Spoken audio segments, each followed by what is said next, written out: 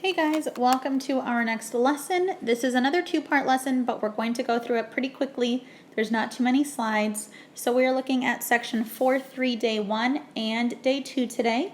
We're going to be looking more into logarithmic functions, breaking down the difference between common logs and natural logs, looking at how we can change that base and different properties of logs.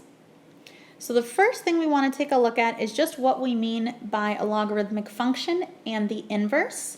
Now, original function notation is always f of x.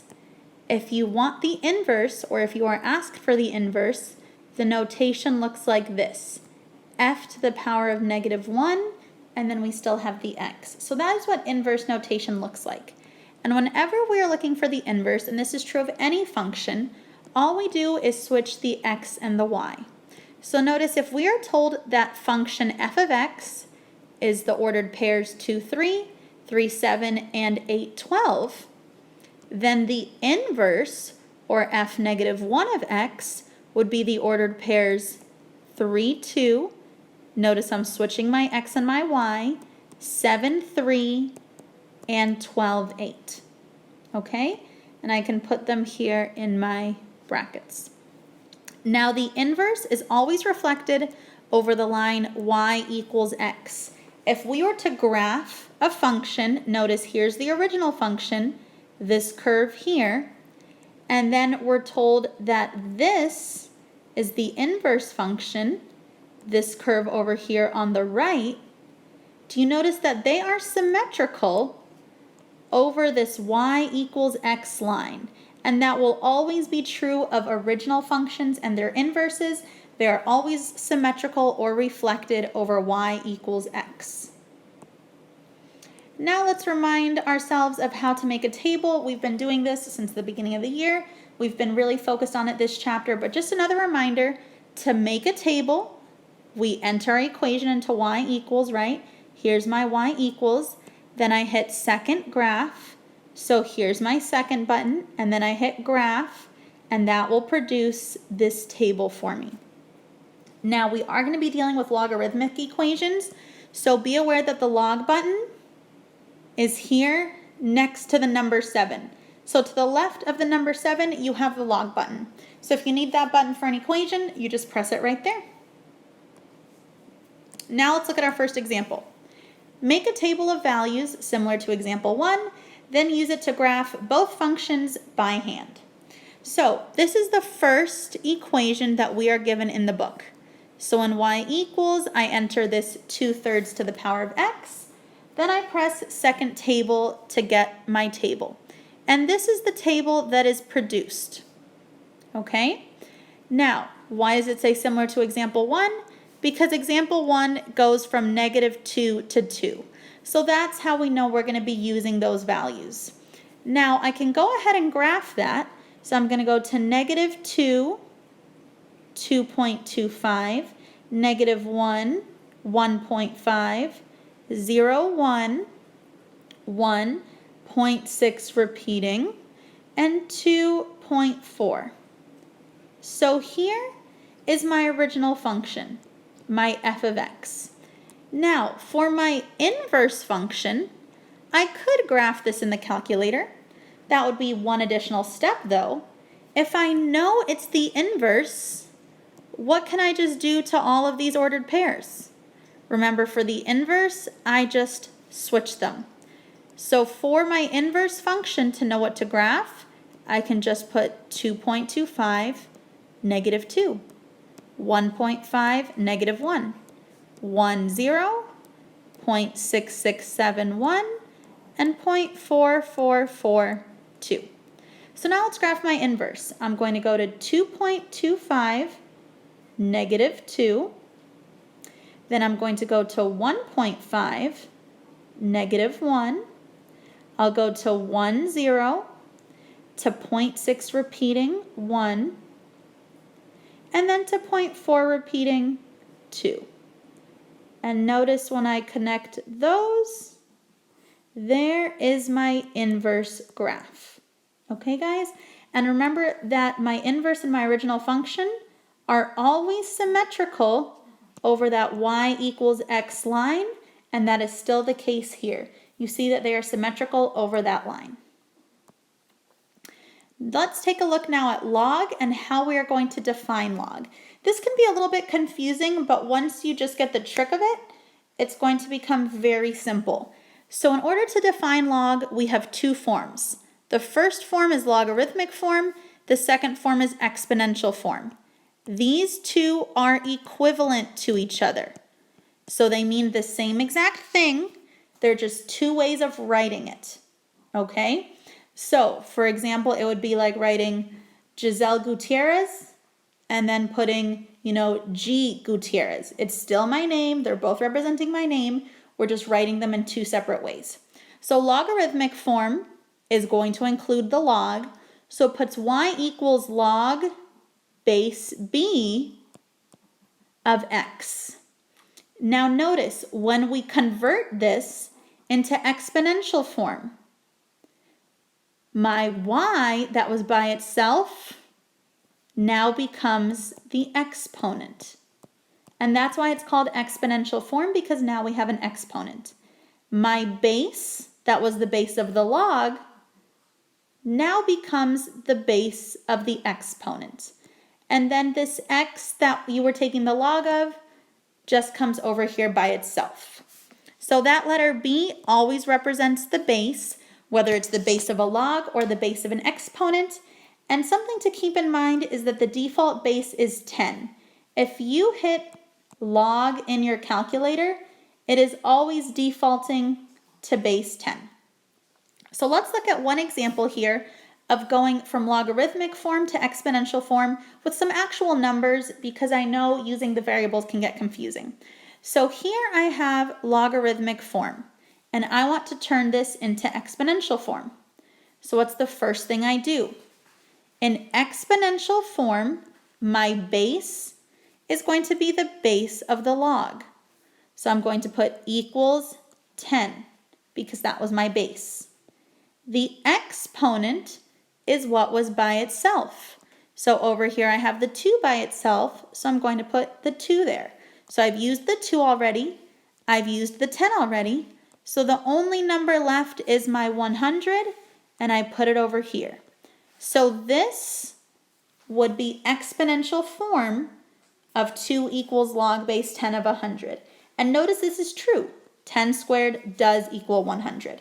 Okay, guys? So we're going to do a couple more examples here of going from logarithmic form to exponential, because I know it's a little confusing, but hopefully you get the hang of it as we go through these examples. So here's my first one. Rewrite the problem in equivalent exponential form. So notice here we're starting with logarithmic form. So 10 is my base. So in exponential form, 10 is still going to be my base. Whatever is over here by itself is going to become my exponent. So I'm going to put 10 to the negative 3. And then over here, after the equal sign, I just put whatever number I had there. So 0.01. Okay? And you could always check your work by actually putting this into the calculator. Does 10 to the negative 3 equal 0.001? And yes, it does. Okay, guys? So do you see how we're just going from logarithmic form to exponential form? Let's do another example to just keep getting the hang of it. Rewrite this problem in equivalent logarithmic form. Okay? So now we're giving exponential. We want to go to logarithmic. So this number right here, since that is the base of the exponent, that's going to be the base of my log. So I'm going to put log base 32. Now the exponent is always what we want by itself in logarithmic form. So I'm going to put negative 1/5 over here. And so that leaves me 1/2 to take the log of. So my final answer in logarithmic form would be log base 32 of 1/2 equals negative 1/5. So hopefully we're getting the hang of this, guys, going from logarithmic to exponential. You'll get more practice in your homework. And remember, you can always do the odd problems in the homework and check those answers right away just to make sure you know what you're doing. Let's go now to the second part of this lesson, day 2. And just a reminder here, you see over here on the left that regardless of when you are watching this video, our quiz in college algebra is going to be on Friday, April 10th. Okay, so be aware of that. That date is going to sneak up on us a little bit faster than we might expect. So the quiz review is already posted if you want to get started on that. So here we go with 4-3 day 2. And this is just a refresher of what we did with going from logarithmic to exponential. But just a reminder, okay, B is our base. And let's do this one again really quickly. If 10 is my base of the log, it's also going to be the base of the exponent. The number that is by itself in logarithmic form becomes my exponent. And so once you've used those two numbers, the only number left is 100. So that's how we set up logarithmic form to exponential form. And it's a little confusing, so it's always good to do it again.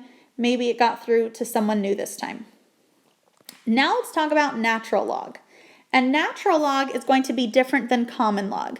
Common log is what we have been working with, which has default base 10. So anytime that you write log, you are working with common log. So for example, if I write log base 5 in the calculator, what the calculator is really doing is log base 10 of 5. Okay, so anytime you just put log 12, log 15, it's always default base 10. Natural log is different because the base of natural log is base E. Remember this special number we've been working with all chapter. So natural log also uses this special abbreviation ln. Now ln 23 is just another way of saying log base E of 23, okay? But you are not going to see it written this way, okay? You are not going to see log base E of 23. It is always going to be written LE23 because it is assumed that whenever you have log base E, you're going to write ln instead. Okay, guys? So these are your two really popular logs that you're going to be using. Common log, which is default base 10, and natural log, which is default base E. And to know where these are in your calculator, common log base 10 is just to the left of the number 7, and natural log, remember this one is represented by the letters ln. This is just to the left of the number 4 in your calculator. Now, this is base 10, common log. This is base E, natural log. What if you need a different base? So how you do that is in your calculator, press the math button.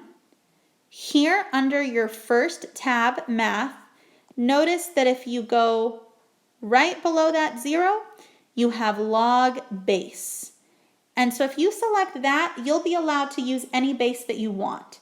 So you see here, for example, in the calculator, I'm using log base 5.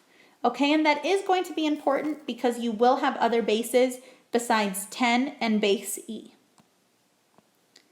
So now let's look at our last big chunk of material here before we go to our examples, because the rest of the PowerPoint I want to say is just 5 or 6 examples that we'll go through relatively quickly. But these 8 properties of log functions are super important. So make sure you have these as you're completing your homework because they will make your life much, much easier. My first property of logs is that if you take the log of 1, so notice it doesn't matter what the base is. The base can be whatever you want it to be. But if you take the log of 1, your answer is always 0. Okay? So if you do log base 16 of 1, you get 0. The only exception to rule 1 is that your base cannot be 1. But other than that, any number, log 1 will give you 0. On to property number 2. If you have the same base and the same number that you're taking the log of, then they actually cancel each other out and you are just left with the number 1, okay? So for example, if you had log base 3 of 3, you would just get the number 1. For our third property, again, notice we have the same base and the same number, but now we have an exponent here, the log base b and the b would cross out, so you would just be left with x, okay? Our fourth property, we have b to the power of log b to the x. Again, my b's would cross out, so you would just be left with x. For my fifth property, if log base b of m equals log base b of n, notice you can keep these balanced and cross out the log b on both sides, and m would equal n. And these properties we're all going to be using, guys, in the next few lessons to solve equations. So today it may seem a little simple of why we're using these or how we're using these, but eventually we are going to start using them in harder equations. For property number 6, log base b of mn. Now notice, this m and this n are being multiplied. So what we can do, how we can break apart that log, is log base b of m plus log base b of n. So if you have a log where two terms are being multiplied, you can break them apart and add those logs separately. For property number 7, almost the opposite of is true. If you have log base b of m divided by n, you can break these apart as log base b of m minus log base b of n. Okay, so if you have two logs that are being divided, you can break them apart with subtraction. My last property here, property number 8. Notice that now I have this little exponent here, and the rule with exponents is that I can take them to the front and multiply them instead. So I could rewrite this log as p times log base b of m, okay? So if you have an exponent out there after what you're taking the log of, you can put it out in front and multiply it instead. So here are my 8 properties. Make sure you have those handy as you complete the homework. And now let's go through a bunch of these examples that we can use. So for my first example, simplify each expression using theorem 2. Theorem 2 was all the properties of logs that we were just going through. Now notice log base 16 of 1, it doesn't matter what the base is because anytime we take the log of 1, what's my answer? 0. So there you go. Super simple, you just tell me the answer is 0. For my next one, log base 0.5 of 0.5. So what happens? The log base 0.5 and the 0.5 cancel out, and so my answer is 1. So again, notice guys, we're just going very quickly through these examples, making sure that you know these properties so that when the questions get more difficult, you can go through them easily. All right, let's look at my next example. Log base e of e to the 4th. So what happens? The log base e and the e cancel each other out, and I am just left with my answer 4. Okay, so far so good, just using all those properties. For my next one, log base 1/2 of 2. So if I have log base 1/2 of 2, notice this has a different base and they're not the same, so they don't cancel out. So what I want to do here is I would want to put this into my calculator. So this is a calculator one. And so remember, you're going to go to math, and then you're going to go to math, and then you're going to scroll down until you see log base, okay? And then you'll enter log base 1/2 of 2, and you end up with -1. So still not a lot of work, but I just wanted to show you guys how to go through a problem like this, where the properties don't necessarily play into this. We can't cross things out. And so here's my next example. I have e to the power of log e 5. So notice this log e and this e cancel out. So my final answer is 5. My next example, number 37. Now, I'm going to show you both ways because you could put this into the calculator, of course, like we could sometimes, but we also need to be aware that the cube root is the same as saying log base 5 of 5 to the 1/3. Okay, guys? Whenever you have a cube root, it's the same as an exponent of 1/3. Because if we rewrite the log this way, now what can we do? My log 5 and my 5 cancels out, and now my final answer is just 1/3. Okay? Of course, if you wanted to put it into the calculator with a change of base, you could. All right, guys? But there we go for our lesson here with logs. You have your homework here. For 3-day 1, 8 to 22 evens. For 3-day 2, 24 to 38 evens. Please make sure you go into Google Classroom and submit these under the right homework assignment. Okay? And so thank you for joining me for this lesson, and I will see you guys for the next one.